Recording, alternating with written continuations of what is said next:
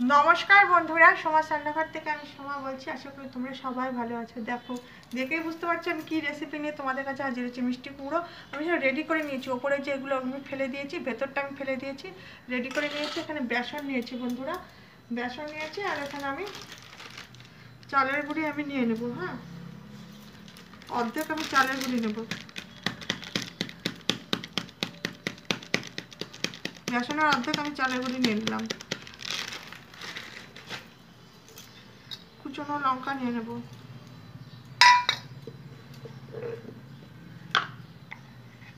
এখানে আমি শুকনো লঙ্কা দিয়ে দিলাম।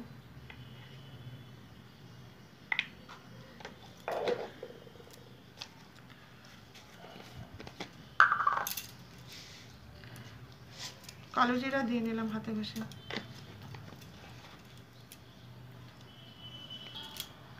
নুন দিয়ে নিলাম পরিমাণ মতো।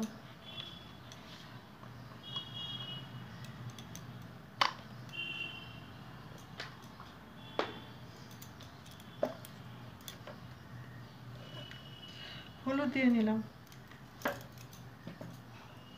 ভালো করে মেখে নেব।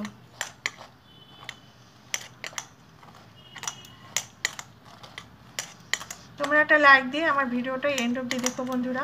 আজকে যারা নতুন বন্ধু দেখছো আমার ভিডিওটা, তারা সাবস্ক্রাইব করে আমার চ্যানেলটার সাথে থেকে যাবে। অল্প অল্প করে জল দিয়ে আমি মাখতে থাকবো। একবারে কিন্তু আমি বেশি জল মেলাবো না।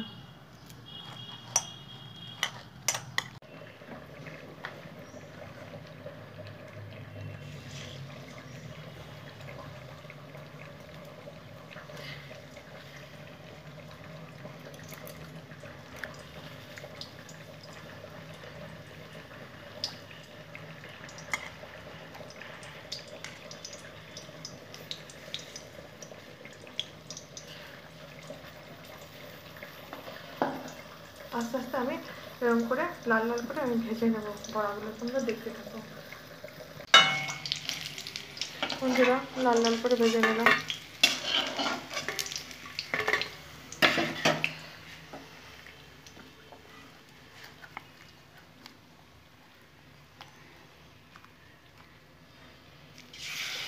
এরকম করে আমি বাদ বাকি ভেজে নেবো।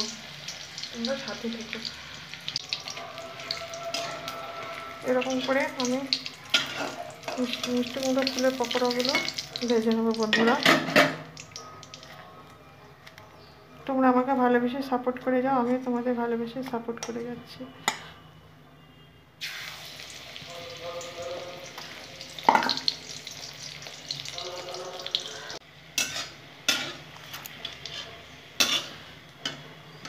হালকা আছে এরকম করে মুচমুচে করে আমি বড়াগুলো ভেজে নিলাম বন্ধুরা।